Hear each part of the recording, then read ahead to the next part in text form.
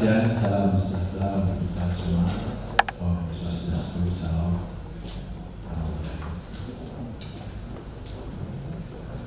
Yang saya hormati Pak Sekjen, Pak Irjen, Budi Dimas, Moderator, Bapak Ibu semua yang tidak bisa saya sebutkan satu persatu.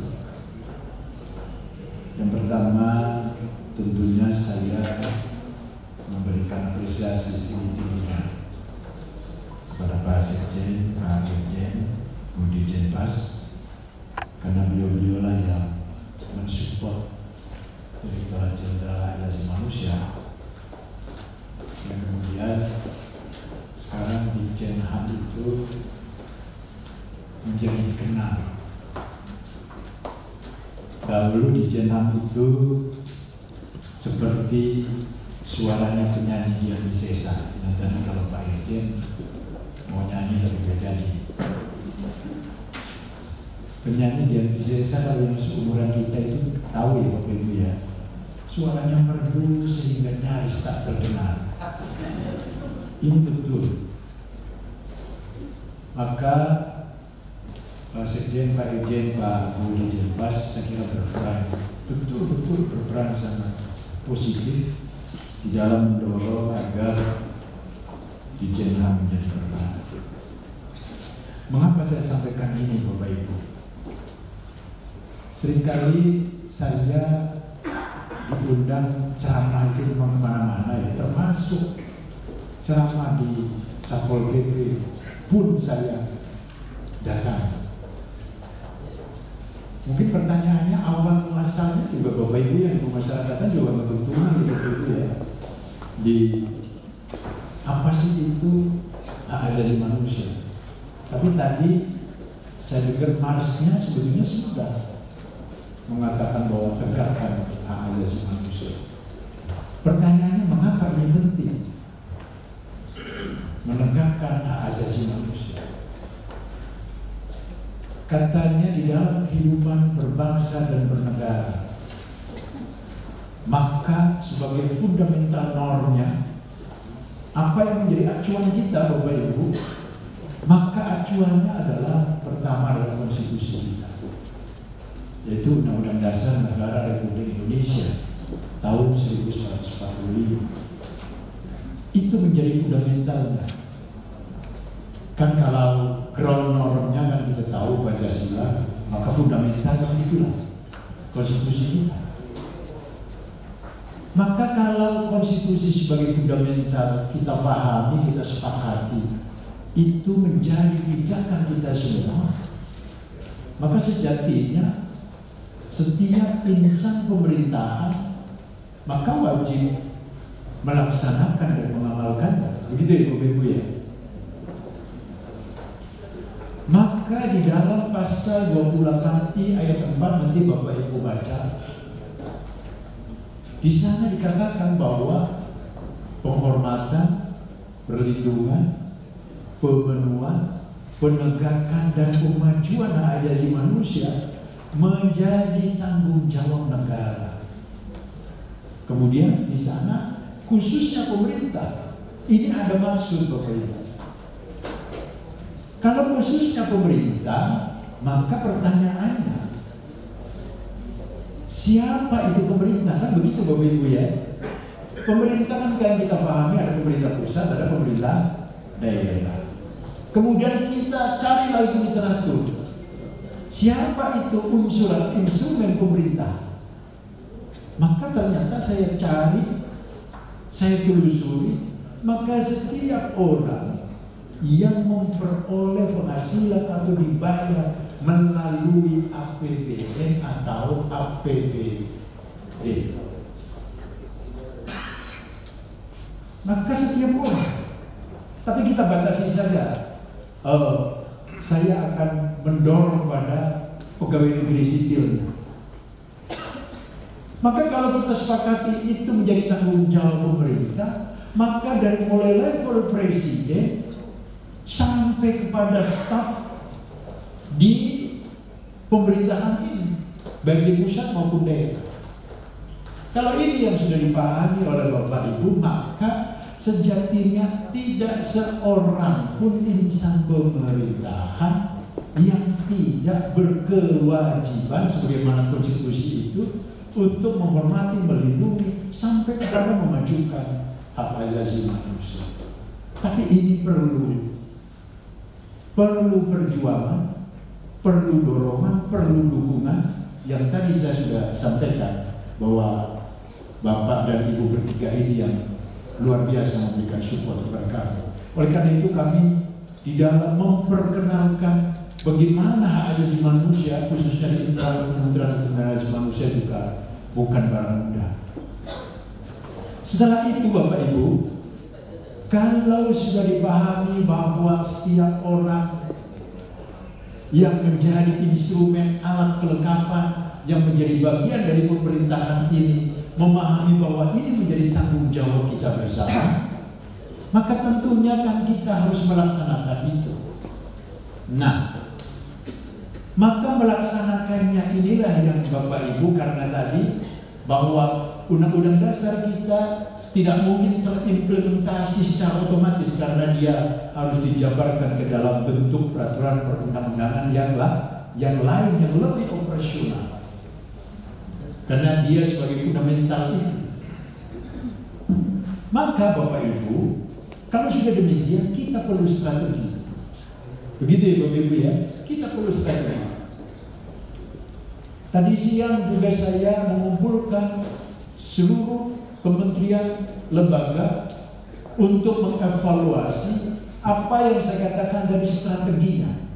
Kalau di pemerintahan pada umumnya kita punya strategi namanya Rencana Aksi Nasional Hak Asasi Manusia, apa yang sering kita sebut sebagai RANHAM.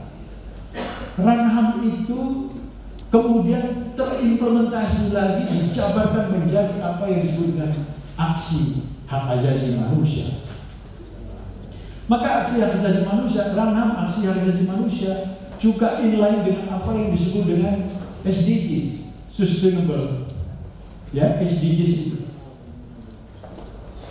Nah, kalau antara RANHAM, aksi HAM, SDGs sudah inline, maka khusus saya katakan pada saat saya diundang oleh beberapa bupati, saya sampaikan, kalau Bapak Ibu sudah melaksanakan RANHAM, para bupati, wali kota sudah melaksanakan RANHAM, aksi HAM-nya dilaksanakan, SDGs dilaksanakan, yang satu lagi, kabupaten kota peduli hak asasi manusia, sejatinya para bupati telah mensejahterakan rakyatnya. Itu dalam lingkup yang tadi strateginya. Nah, sekarang di dalam. Maka kami atau Kementerian Hukum dan Hak Asasi Manusia juga harus punya strategi. Karena jika tidak, Bapak Ibu, kita pemerintah selalu menjadi bulan-bulanan para CSO, para aktivis hak asasi manusia karena dianggapnya tidak melakukan apa-apa. Infrastruktur maju, transportasi maju, rakyatnya sejahtera. Tapi kalau kemudian kita diserang bahwa di mana penghormatan pemenuhan hak asasi manusia ini, selesai Bapak Ibu. Karena hak asasi manusia itu tidak hanya berlaku lokal Bapak Ibu. Kita setiap 2 tahun melalui apa yang disebut dengan Universal Periodic Review. Kita ditagih di Dewan HAM PBB Bapak Ibu. Apa yang sudah dilakukan di Indonesia ini? Kalau yang dilakukan di Indonesia ini tidak baik, ya sudah selesai. Maka saya melalui tangan Bapak Ibu, kan kalau kata orang kalau ketok sinambung menyampaikan kepada para pihak, maka tolong sampaikan Bapak Ibu jangan juga ikut-ikutan. Kita seringkali dengar di media acara kamisan. Kita seringkali dengar Pak Presiden Jokowi tidak melakukan apa-apa terhadap penyelesaian pelanggaran HAM berat. Maka ini menjadi tugas Bapak Ibu, apalagi Bapak Ibu di Kementerian Hukum dan Hak Asasi Manusia. Tolong sampaikan, jangan campur adukan antara penegakan manusia terhadap pelanggaran hak asasi manusia yang berat yang terjadi pada masa lalu dengan apa yang dilakukan oleh pemerintahan saat ini, itu beda. Perlu disampaikan Bapak Ibu. Kalau penegakan terhadap dugaan pelanggaran HAM berat masa lalu sama seperti kita pada saat menegakkan tindak pidana yang sedang dilakukan penyelidikan dan penyidikan oleh kepolisian yang kemudian disampaikan oleh kejaksaan, maka kejaksaan akan memberi catatan apakah masih P19 atau P21. Pertanyaannya, apakah setiap yang seperti ini Presiden bisa ikut campur? Presiden bisa intervensi? Menurut saya kok tidak. Begitu juga di dugaan pelanggaran HAM berat masa lalu yang dilakukan penyelidikan oleh Komnas HAM disampaikan kepada kejaksaan selaku penyidik, Komnas HAM selaku penyelidik. Maka apabila kejaksaan menyatakan itu belum memenuhi unsur pembuktian sebagaimana ditentukan di dalam pasal 184 KUHP, maka sejatinya kejaksaan tidak akan meningkatkan itu menjadi atau proses penyidikan. Kan berbeda Bapak Ibu. Jadi yang dilakukan oleh pemerintah dalam rangka memenuhi amanat konstitusi sangat berbeda dengan apa yang menjadi tugas pemerintah khususnya di dalam penegakan hukum atas dugaan pelanggaran HAM berat masa lalu. Begitu ya Bapak Ibu ya. Saya minta tolong ini kalau ada yang bertanya tolong disampaikan. Hal yang sangat berbeda. Makanya saya oleh Pak Menko Polhukam ditunjuk menjadi Ketua Tim Penyelesaian Pelanggaran atau dugaan pelanggaran HAM berat masa lalu dan setelah lahirnya Undang-Undang 26 tahun 2000. Jadi Bapak Ibu jangan katakan bahwa pelanggaran HAM biasa dan pelanggaran HAM berat, jangan ada kata biasa. Pelanggaran HAM itu ya sudah. Begitu ya. Pertanyaannya di mana sih pengadilannya? Oh nanti kuliahnya lama. Maka suatu waktu saya minta Bu Dirjen boleh juga dibuka sesi seperti kuliah nanti kita dari awal sampai akhir. Baik. Tadi saya katakan harus ada strategi. Kalau di tingkat nasional, kalau di tingkat pada umumnya untuk seluruh Indonesia, maka melalui rencana aksi nasional hak asasi manusia dengan aksi HAM yang nanti tanggal 10 Desember para bupati wali kota akan diberikan penghargaan oleh Menteri Hukum dan Hak Asasi Manusia karena bupati wali kota sejatinya telah melaksanakan selaku pemerintah dalam memenuhi tanggung jawabnya untuk memenuhi dan memberikan perlindungan serta memajukan hak asasi manusia. Nah, strateginya kalau di Kementerian Hukum dan HAM, saya ucapkan terima kasih juga Bu Dirjen. Sekarang di beberapa UPT Bu Dirjen, edaran saya minta kepada para UPT, saya tulis surat kepada Kanwil, tentunya selalu saya kalau surat tembuskan ke Pak Sekjen, Pak Dirjen, Bu Dirjen Pemasyarakatan, Pak Dirjen Imigrasi, saya tembuskan. Saya meminta agar Kak Kanwil untuk memerintahkan para UPT-nya memasang papan pos pelayanan pengaduan atau pos pelayanan komunikasi masyarakat. Beberapa laporan sudah masuk ke saya, responnya luar biasa. Begitu Bapak Ibu, responnya luar biasa. Karena apa? Sekali lagi ini internal, bahwa saya kepingin rebut bahwa kalau orang pengen melaporkan ada dugaan pelanggaran hak asasi manusia, tidak cari-cari, maafkan saya, tidak cari-cari di mana Komnas HAM. Begitu ya Pak ya. Tapi yang dicari di mana Kanwil Kumham. Tapi kan orang harus ke provinsi Bapak Ibu. Maka saya minta yang terdekat adalah pos pelayanan komunikasi masyarakat. Tapi ini masalah, setelah beberapa pos dipasang, Pak, apa yang harus saya lakukan? Oleh karena inilah barangkali tugasnya Pak Sekretaris Jenderal untuk memikirkan bagaimana agar kawan-kawan di UPT, pemasyarakatan UPT imigrasi dilakukan pembinaan, dilakukan apa yang disebut diklat, bagaimana menghadapi aduan masyarakat, dikasih solusi dan seterusnya. Saya mendapatkan nanti di daerah itu ya, di Kanwil, di UPT Pemasyarakatan, di lapas, di rutan, di kantor imigrasi, setiap orang datang untuk mengadukan, Pak, saya patut diduga sudah dilanggar hak asasi manusia. Begitu ya Bapak Ibu ya. Saya sekali lagi berterima kasih kepada Pak Sekjen, Pak Irjen dan Bu Dirjen Pemasyarakatan. Karena kalau tidak, ya kita bisa berjalan sendiri juga. Jadi kembali lagi Bapak, ada strategi. Nah, maka strateginya yang tadi saya sampaikan, maka saya memikirkan bagaimana strateginya. Maka inilah yang disebut bagaimana kami ingin memberikan penghargaan, Menteri Hukum dan HAM memberi penghargaan kepada baik itu UPT Imigrasi, UPT Pemasyarakatan yang telah memenuhi kriteria yang sudah berbasis hak asasi manusia dengan kriteria-kriteria yang sangat ketat, Pak Sekjen. Kriterianya ketat, Pak Sekjen. Pak Sekjen bukan jadi beliau kalau nggak salah jadi ketua tim verifikasinya untuk menentukan ini dapat atau tidak. Nanti kalau yang tidak dapat, nggak komplain, Pak Sekjen, kenapa saya tidak dapat? Maka kriterianya Bapak, ini dia. Ini dia kriterianya.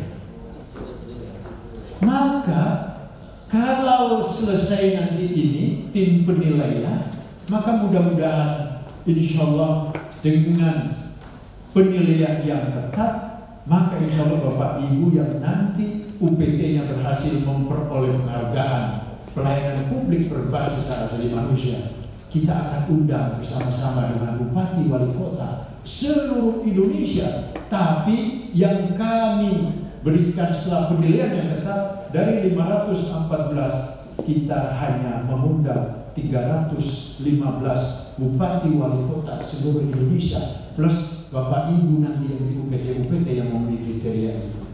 Saya kira sesuai dengan keinginan Pak Sekjen, setiap langkah gerak yang memenuhi kualifikasi tertentu, memang kita harus berikan apa yang disebut, kalau katanya punish and reward, maka kita memang perlu berikan carrotnya, stick carrotnya. Kalau sticknya nanti Pak Dirjen, maka carrotnya, rewardnya bagian dari Direktur Jenderal Hak Asasi Manusia. Jadi kalau ini Bapak Ibu dilakukan, mudah-mudahan nanti Bapak Ibu di UPT Pemasyarakatan tidak akan pusing lagi dengan hanya memikirkan yang tadi Pak Irjen sampaikan. Pusing dengan Pak Buas mengatakan ada di dalam, Pak ini ada di dalam, dilakukan bahwa pengedarnya. Mungkin dengan seperti ini Bapak Ibu bisa tertolong untuk menciptakan, untuk memulai hal-hal yang memulai inovasi-inovasi yang baik dan baru, utamanya dalam rangka untuk memenuhi itu ya tanggung jawabnya selaku insan aparatur pemerintah. Kalau ini sudah Bapak Ibu, maka yang tadi Pak Irjen juga sampaikan, katanya kita di dalam menjabat atau memangku jabatan, barangkali legacy yang paling kita pikirkan. Kalau ini dilakukan, saya kira nanti tidak ada lagi cerita bahwa orang bertanya tentang hak asasi manusia ke kawan-kawan pemasyarakatan, jangan dijawab, gelap bukan tanggung jawab saya. Ya gitu Bapak Ibu ya. Jadi begitu orang bertanya, Bapak bagaimana tentang hak asasi manusia? Oh sini, datang ke kami. Maka nanti saya akan kilik-kilik Pak, kilik-kilik bahasanya ya. Akan kutik-kutik, akan kita bisik-bisik Pak Sekjen, mudah-mudahan kita dipikirkan untuk melakukan pembinaan diklat terhadap kawan-kawan di UPT seluruh Indonesia dengan secara periodik untuk diberikan pemahaman bagaimana implementasi hak asasi manusia yang baik. Jadi sekali lagi Bapak Ibu, kalau ini bisa dilakukan secara baik, niscaya Kementerian Hukum dan Hak Asasi Manusia menjadi kementerian yang mempionirkan dirinya, begitu ya, selaku insan aparatur pemerintah yang telah melaksanakan amanat konstitusi yang kita memang wajib jaga dan wajib kita kerjakan bersama. Ini kalau di depan. Nanti kita akan sampaikan melalui si Sumaker, melalui email apa yang menjadi Permen 27 tahun 2018 ini, agar nanti Bapak Ibu bisa diskusikan dengan Bapak Ibu dengan yang lain agar bagaimana memenuhi kualifikasi ini. Bapak Ibu yang saya hormati, saya kalau lagi seperti ini yang paling lucu, Bu Dirjen, Pak Sekjen, sedikit lagi Pak Dirjen, biar tidak tegang, saya kalau ceramah di depan Satpol PP. Kalau ceramah di depan Satpol PP kan berseragam seperti ini. Baru Assalamualaikum sudah angkat tangan, Pak. Hampir di seluruh provinsi pasti sepertinya dia sudah mulai, pokoknya kalau Pak Dirjen ceramah sudah langsung tanya aja. Baru Assalamualaikum Pak, sebelum lanjut. Apa? Di mana hak asasi saya, Pak? Kami adalah orang yang selalu dikatakan melanggar hak asasi orang. Begitu ya? Kenapa Pak? Ya lihat saja.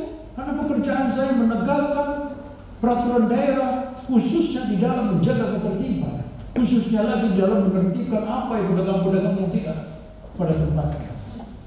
Sudah Pak, sudah. Baik. Ya itu tadi yang saya tanya, yang saya lakukan. Begitu saya sampaikan pasal 28 di ayat 4.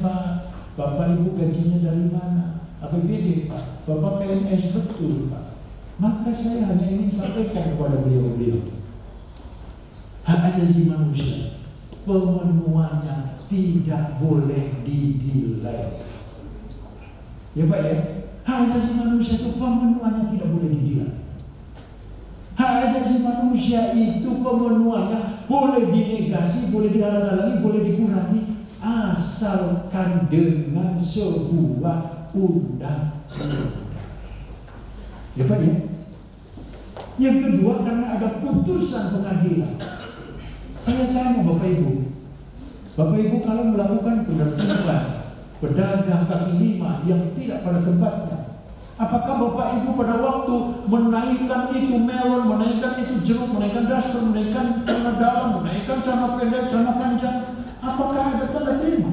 Apakah ada buktinya? Tidak Pak. Saya tanya, begitu sampai di kecamatan, itu namanya melon, itu namanya jeruk, itu namanya daster, rebutan.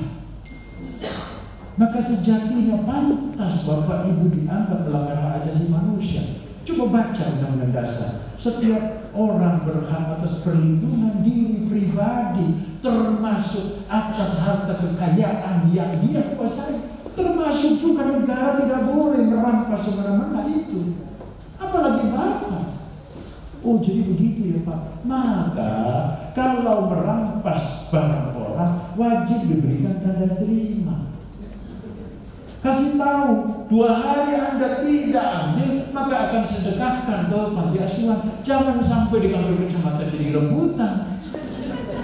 Ya bagaimana Anda tidak dikatakan melanggar hak asasi manusia? Karena sejatinya itu orang yang berdagang kalau dari hak asasi manusia toh, maka sejatinya juga dia sedang mengimplementasikan hak asasi manusianya. Karena setiap orang berhak atas pekerjaan yang layak dan memperoleh penghidupan yang cukup untuk memenuhi kebutuhan hidupnya dan keluarganya. Kan begitu ya Bapak Ibu ya. Waduh ini kalau saya terus ini panjang juga ini. Begitu ya Pak Sekjen ya. Cukup kali ini. Baik Bapak Ibu, saya akan tidak lanjut, tetapi begini, saya minta dibantu Bapak Ibu yang di UPT, begitu ya, karena ini kan ada semua. Tolong dibantu bahwa masyarakat kebutuhannya untuk memperoleh informasi, untuk memperoleh pemahaman tentang hak asasi manusia, tolong difasilitasi. Jangan katakan itu bukan tugas saya, karena Bapak Ibu bekerja di Kementerian Hukum dan Hak Asasi Manusia. Begitu ya Bapak Ibu ya. Setuju ya? Terima kasih. Bila taufik wal hidayah. Wassalamualaikum warahmatullahi wabarakatuh.